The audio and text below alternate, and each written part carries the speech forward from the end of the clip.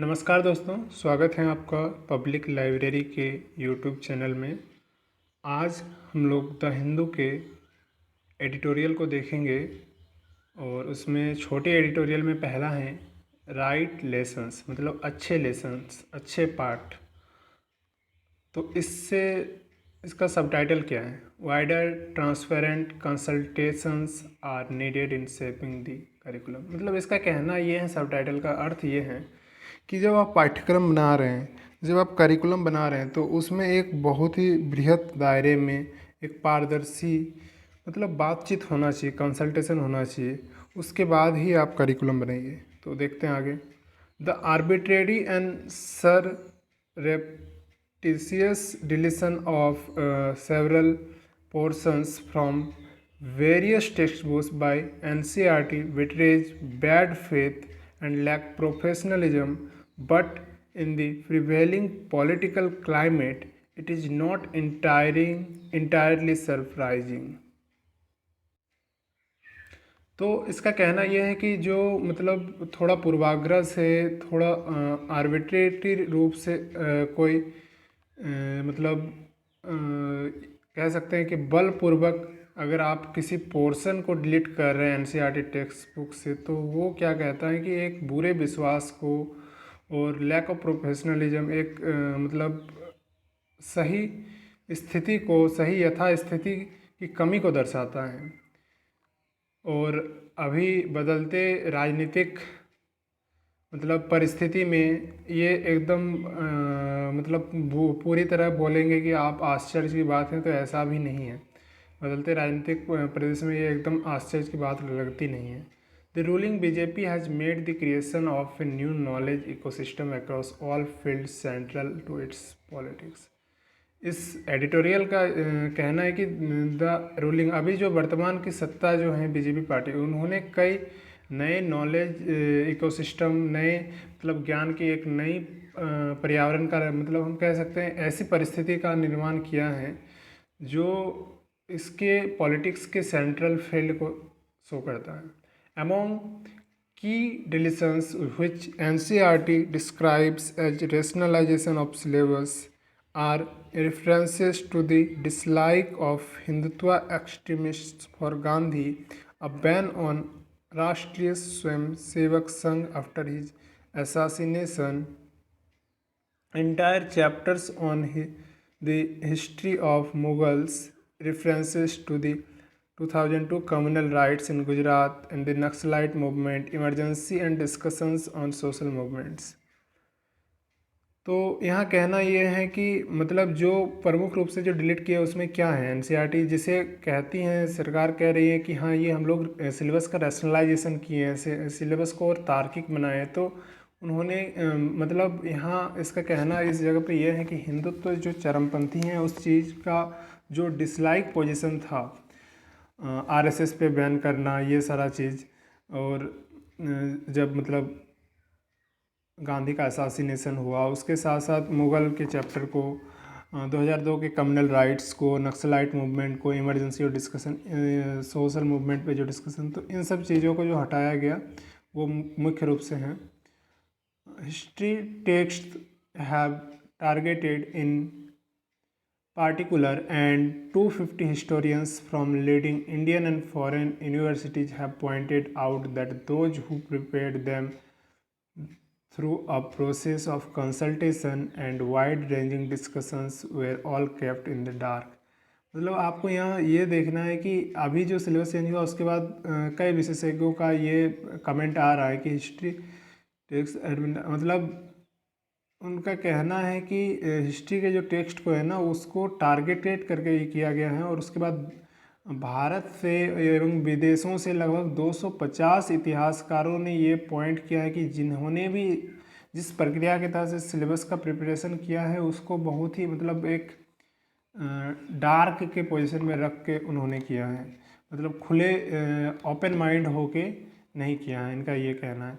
These changes are not limited to school text books, और इनका कहना यहाँ पर यह है कि ये चेंज केवल स्कूल टेक्स्ट बुक तक लिमिट नहीं है। The UGC draft syllabus for bachelor level history has also been altered leading to a plainly prejudiced and irrational perception of our past, according to the Indian History Congress। मतलब केवल school के syllabus को नहीं, UGC का जो draft syllabus है bachelor degree के लिए हिस्ट्री का सिलेबस, उसको भी अल्टर किया गया। उसमें क्या किया गया, उसमें पूर्वाग्रह से ग्रसित होकर उसके साथ साथ मतलब औतार्किक रूप से कई परसेप्शन, पास्ट के परसेप्शन को वहाँ से लीड करके इसको ये किया गया है। ये इंडियन हिस्ट्री कांग्रेस का ये कहना है। The NCERT has sought to characterize its failure to be transparent as an oversight but remains firm on the revision।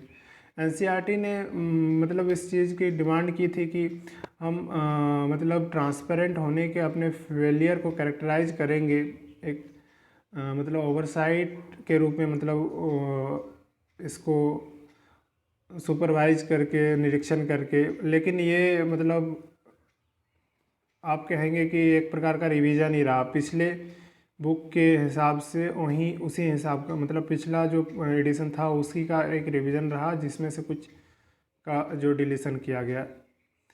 आगे कहना यह है कि knowledge expends continuously and syllabus revision is essential for a robust education system.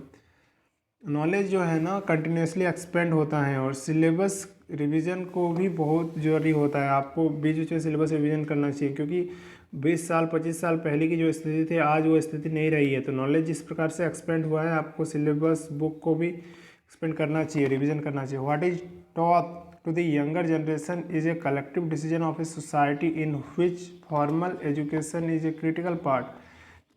देखिए, younger generation जो अभी युवा पीढ़ी हैं, उनको क्या पढ़ाना चाहिए, ये एक सोसाइटी जो समाज है उसका एक सामूहिक निर्णय होना चाहिए, और जिसमें जो औपचारिक शिक्षा है, फॉर्मल एजुकेशन, ये इसका बहुत ही महत्वपूर्ण भाग है। The values and ethics of the collective are reflected in education which involve over time. जो मूल्य और जो इथिक्स, नैतिकता होती हैं, ये कलेक्टिवली मतलब सामूहिक रूप से ये बहुत ही ज़रूरी है, जो एजुकेशन को रिफ्लेक्ट करता है, जो जिसका रिफ्लेक्शन हर एक मतलब एजुकेशन के करिकुलम में होना चाहिए, जो समय के साथ बढ़ता है। मतलब इथिक्स और मॉरलिटी वाला जो गुण है बच्चों में समय के साथ बढ़ता है, और ये आपके एजुकेशन के पाठ्यक्रम में झलकना चाहिए। In India education has evolved with an aim to promote national integration, critical thinking and scientific temper. भारत में एजुकेशन किस प्रकार से इवॉल्व किया है, इसका लक्ष्य ही रहा है कि हम राष्ट्र का एकीकरण करें, हम आलोचनात्मक सोच को बढ़ावा दें, और उसके साथ साथ साइंटिफिक टेम्पर, जो वैज्ञानिक सोच है, इसको भी बढ़ावा दें। इस उद्देश्य से भारत में एजुकेशन इवॉल्व हुआ है। As any society matures it might be able to process darker episodes of past with more equanimity. मतलब जैसे ही सोसाइटी, कोई भी सोसाइटी जो है, इंडियन सोसाइटी ही देखिए आप, जैसे भी कोई भी सोसाइटी मैच्योर होती हैं, इसे इस चीज़ में भी क्षमतावान होना चाहिए कि ये अपने मतलब अपने पीछे के जो डार्क जो एपिसोड रहे हैं पास्ट में, उसको उससे उभर के एक अच्छा एपिसोड दे, ये ना कि उसे दबा दे।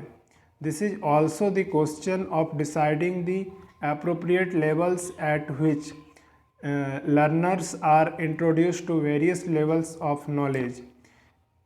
ये भी मतलब एक क्वेश्चन है जो मतलब अप्रोप्रिएट लेवल पे डिसाइडिंग फैक्टर हैं, जहाँ पर लर्नर्स को, मतलब जो सीखने वाले बच्चे होते हैं लर्नर्स, वो उनको इंट्रोड्यूस किया जाता है कई लेवल पे, नॉलेज को, ज्ञान को कई स्तर पे उन्हें प्रोड्यूस किया जाता है, बताया जाता है, इंट्रोड्यूस किया जाता है। For all these reasons text book and pedagogy need to be revise periodically. और इन सब कारणों से जो आपका किताब है, जो आपका सिलेबस है, वो समय के साथ और एक पार्टिकुलर समय अंतराल के साथ उसको रिवाइज करना जरूरी है। The trouble is when this exercise is carried out in A politically partisan manner and in disregard of expertise.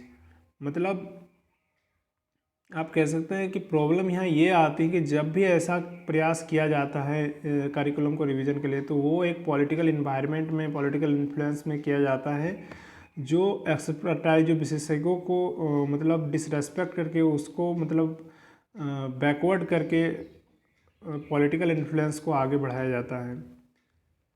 It turns out to be toxic when strife not harmony is promoted through formal education.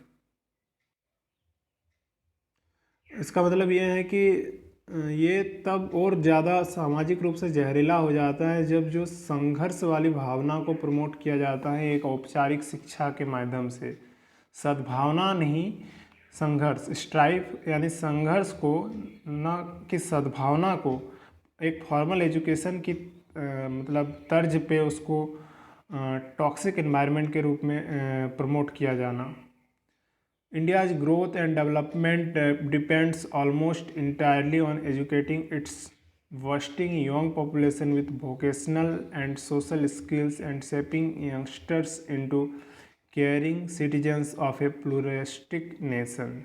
India का जो growth और development है ना, वो depend किस पे करता है, इसके मतलब जो अभी नई युवा पीढ़ी, नए बच्चे, जो युवा पॉपुलेशन, युवा जनसंख्या जो अभी उभर रहे हैं, उनको सही एजुकेशन देने पे, उनको व्यावसायिक शिक्षा देने पे, उनको सामाजिक कौशल सिखाने पे, और उनको जो है ना मतलब इतने बहुलतावादी भारत जो हमारा राष्ट्र है, यहाँ के सिटीजन्स को किस प्रकार से केयर किया जाए, उसकी इन सब चीज़ों की स्किल्स दे के और उनको उस हिसाब से मेंटली और फिजिकली प्रिपेयर शेप करके इंडिया के ग्रोथ और डेवलपमेंट को टारगेट किया जा सकता है। हालांकि वो इसी पे डिपेंड ही करती हैं। They should learn history with the aim of not repeating its tragedies in order to build a harmonious future. मतलब यहाँ पर यह है कि मतलब बच्चों को जो है ना लर्न करना चाहिए हिस्ट्री, इस एम से नहीं कि हम रिपीट कर रहे हैं जब जितने भी संघर्ष हैं, जितने भी विवाद हुए हैं पास्ट में, उसको ताकि हम एक मतलब सामंजस्यवादी ये बना सके फ्यूचर अपना भविष्य। तो उस चीज़ को रिपीट करके नहीं, there should be wider not transparent consultations in shaping the curriculum at all levels. वहाँ जो है ना एक बहुत ही बृहद, एक बड़ा दायरा होना चाहिए, बहुत ही पारदर्शी बातचीत के बाद करिकुलम को सेट किया जाना चाहिए। तो ये था पहला आर्टिकल। That's all.